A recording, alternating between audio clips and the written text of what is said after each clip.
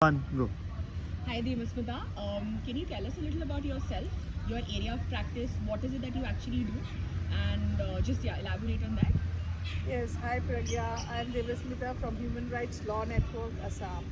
Human Rights Law Network, Assam started in the year 2008. I joined in the year 2008 itself in the month of August. It started in March, I joined it in the month of August. Since then, the first case which I did it was in High Court, it was an habeas corpus matter, and that was the turning point where I started my practice and my field of interest and the issue which I am working and immensely our Human Rights Law Network Guwahati chapter in Assam we are working is on the citizenship issue. Citizenship issue is very core to me and it's very close to my heart because this is a major issue in the state of Assam and various people are suffering from that basically from the marginalized community. So and which my interest yes of course in women justice also because women again I can link up this women justice with citizenship right because a woman is facing a lots of trouble to link up because especially an illiterate woman she finds it very difficult to link up with documentary proof that so and so is my father, which an educated girl for her it's very easy because all her documents her father's name will be there, but for an illiterate woman where they don't have their birth certificate and all, so these are the issues which I am working on. Um, Devasmita, can you tell us a moment or anything from your personal life that sort of led you to this work that you are doing? Any personal experience that has shaped you as the person that you are for Yeah. the work that you do? Understood. Yes, I got it. Because see, when I was a law student, I was working with an organization called Legal Cell for Human Rights, and my basic work in that organization was legal awareness among the tea garden workers. Because Assam economy and Assam is known for its tea. Everyone knows across the world that Assam is famous for its tea. So, so we have lots of tea gardens. So and tea garden workers are there. Tea garden workers are there. So I used to visit in a month, 15 to 20 days. I was traveling, and I used to go from one place to the other place, and in one district. So every month I am there, and the people when they know a lawyer is coming from Guwahati with that expectation that their grievances will be addressed. My legal awareness will empower them, no doubt. But we have to approach the justice delivery system, and that has shaped me to take up the challenge and to practice in the field of human rights. And from that organization, I have joined HRLN in the month of August 2008. And since then, I'm practicing. And in fact, we got a very good order with regard to health rights issue in the tea garden areas, which was not there. And in fact, at present also, we are continuously working on the various issues of tea gardens. Um, Can you also share? Can you also talk about a little on your personal difficulties that you might have faced while choosing this field? It can be sometimes family does not support, or there can be a lot of pressure from either client side or just family. Can you share any personal difficulties that you may have faced during this work? Personal difficulties, yes, I cannot give much time to my family. Yes, but I have a very supportive husband. See, my daughter's exams are going on. I'm here in a meeting. So my husband is taking care of everything. My daughter's needs, everything, whatever is required, he's very supportive. And for him only, I'm doing what I can because he's supporting me and my mother. When my child was very small, I used to leave her, and then my mother used to take care because both of us are working, so somebody has to take care.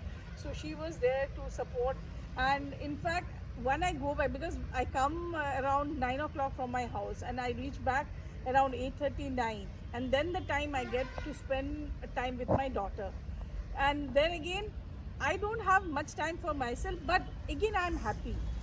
Reason is that my work which I'm doing, at least smiles are coming out in the face of a poor and downtrodden who there are no one to support them, and that makes me feel and to take the pride and to work more for them, because when a person is there in the detention camp, you won't understand the pain, because I have seen the pain of the people, because the family members, they don't have money to come, and proving citizenship in the state of Assam is very expensive manner, because you have to pay hefty fees to the lawyer to get the documents, to get the certified copies of the document. You are illiterate, you can't go, so you need to take the help of somebody in your village, so you have to pay his daily wage, labor wage you have to pay, and apart from that, traveling expenses of that person. So it's a very expensive manner to prove the citizenship. So these poor people now, after getting redress from HRLN, which we are doing from last 2010, we have started this work, and more than, I can say, in trial courts we have done more than 3,000 cases in past 10 years, more than 3,000 cases only in one district, because Guwahati, we are based in Guwahati now. Last year from October we have expanded in various districts. Now we are working on 8 districts there also, and various in High Court we have done more, approximately 800 cases in High Court, challenging the tribunal's order in High Court. And in High Court also various favorable orders we got, and in fact, which I would like to share with everyone, is that a man with his family, he was behind the bar for almost 9 years, because in 2010 February he was declared as a foreigner. He, from the tribunal itself, his daughter and his wife were sent to the detention camp. See, if he would have been convicted prisoner for any provisions of IPC, at least if he doesn't have money, Legal Service Authority would have provided him legal aid. At least jail appeals would have been there. But for him, there was no one. Through some leader, they came to know about us, and his case was referred to us in the year 2018. We had filed the case in the year 2018, and 2019 the entire family was released from the detention camp after 9 years. So we feel very happy when we see, and because there was no one to help them out. So and when we see that, and there were 2 children, which 2 daughters were there, because reference was against the man, but the entire family was sent inside, and 2 daughters, their right to education was deprived, because a law is very clear, because if law is settled also, a reference has to be against each individual, then only an opinion, which, as per the law, it's an opinion, or the final order, its opinion can be rendered by the tribunal. But in this case, the entire family was made, where the reference was only against the man. His 2 children and his wife, they were sent to the detention camp. So their right to education, they were not provided education, which is the fundamental right of a child. So we have asked for compensation. Now that case is pending, but they were released from the detention camp. Thank you so much for sharing these stories. The story that you shared about your mother and your husband were especially very heartwarming. It's very encouraging to hear such family ties in with with people that we work with. Just my last question, my parting question will be: can you share any books or any persons that have sort of inspired you? Maybe if we can read those books, or maybe any social activist or any person that has inspired you, and we should also maybe read up on a little bit on them. Yes, I have read Wings of Fire. Uh-huh. It's that book inspires me, and I have seen and another one person who inspires me a lot is my mother. And for my mother, I can say, and that for her passion and this thing that has imbibed in me, and that carries on my drive for human rights. And of course, Colin, our founder, who also inspires us, his cases and the way he then we feel the zeal. Yes, we are not doing anything. We should do more. Uh-huh. So of course, Colin is inspiring a model for us, a role model. And also, I thank and I should mention the organization where I worked last is the Jesuit organization, wherein I have learned the practical life of a village life and of the disadvantaged section of the people, because I lived with them. Then only when you go to the field, you know the pain of the people. Because when clients come to you, you will know, yes, they have just worked, but the way they live, then you understand their pain.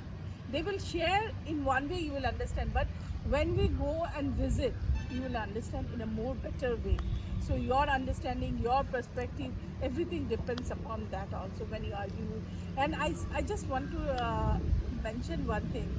One day I was arguing one case in High Court, and I have asked for interim, and then I was facing, because women are facing, yes, then the judge told me I can understand the pain of the people through your submission, so you can understand that.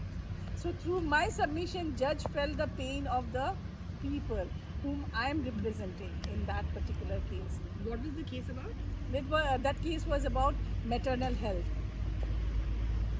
And even the judge asked me why you have made PWD roads a party in a maternal death case. Obviously, we make health departments and this thing. Then I told that because I did not get access, my daughter-in-law did not get access to ambulance facility only at night, only because there was no road to connective road to my house. Thank you so much, Devismita. This was a very nice interview. Thank you.